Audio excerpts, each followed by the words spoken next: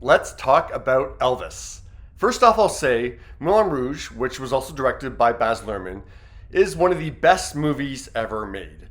What blew me away about that movie was that Baz's ability, with major assistance from the editor, to tell the story in rapid fire shots. Like if you watch that movie, these shots are so fast and yet it still all comes together to tell the story. Like just watch the El Tango de Roxanne sequence and watch how fast those shots are. And yet it all comes together, all these different settings all come together to tell a story. It's pretty amazing.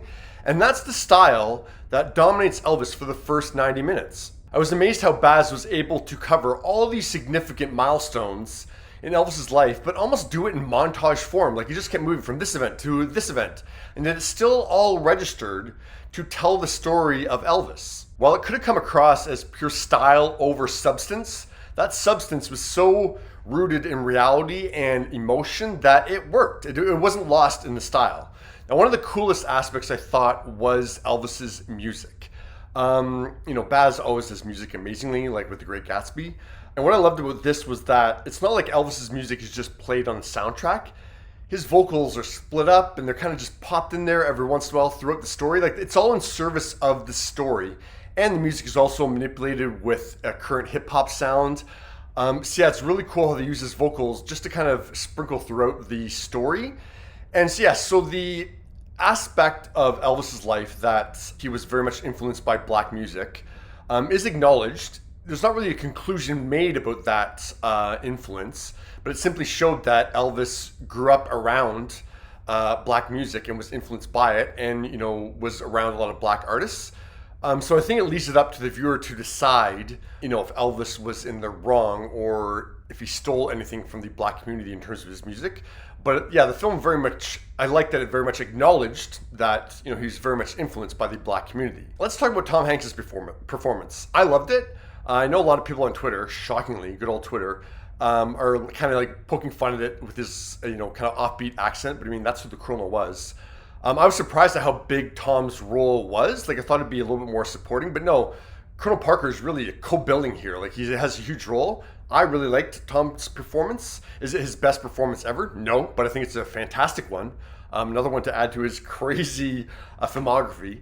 I really enjoyed his performance. It's a different performance for him to do, a different character for him to take on, but I thought he nailed it. But yeah, I'm curious to hear your thoughts about it. Austin Butler, I would have said for the first 90 minutes when it's in that montage style, I thought Austin wasn't really registering that much. Like I was recognizing that he's doing a really good impression, but it wasn't really going beyond that.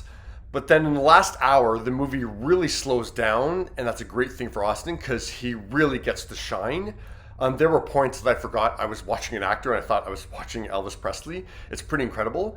And he makes Elvis a human. And I say that because sometimes we watch actors and yeah, they've nailed the mannerisms and they got the look down and everything, but there's no soul.